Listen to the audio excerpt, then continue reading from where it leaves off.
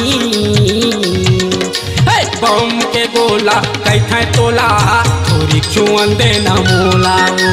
बम के गोला कैथे तोला थोड़ी छुअन देना मोला। एसी करेंट वाली होते डीसी करेंट वाली होते। एसी करेंट वाली होते डीसी करेंट वाली होते। हवा जवानी दीवानी।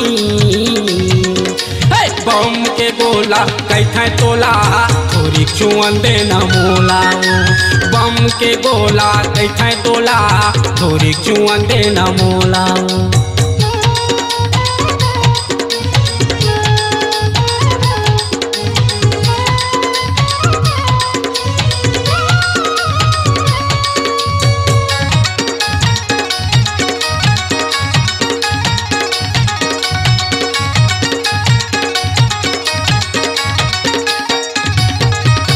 मोर जवानी के अर्थिंग लगा ले वो देखबो बटन दबा के। मिला के रखबो दोनों के दिला वो माया के तार फैला के। मिला के रखबो दोनों के दिला वो माया के तार फैला के।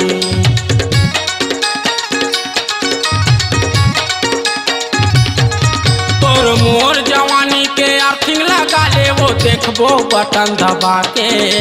मिला के रखबो दोनों के दिला वो माया के तार फैला के। मिला के रखबो दोनों के दिला वो माया के तार फैला के। बिजली खम्भा वाला बनिया वो मैं बनबे गोरी मीटर वाली वो मैं। बिजली खम्भा वाला बनिया वो मैं बनबे गोरी मीटर वाली वो मैं। आही मजा तोला मोला। बम के गोला कैथे तोला थोड़ी छुअन देना मोला। बम के गोला कैथे तोला थोड़ी छुअन देना मोला।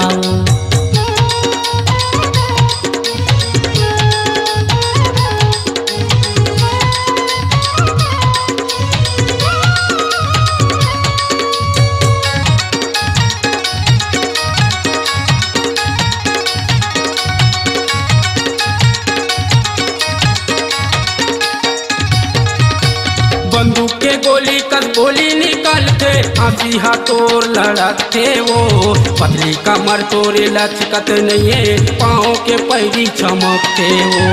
पतली कमर तोरे लचकत नहीं है पाँव के पैरी चमकते वो।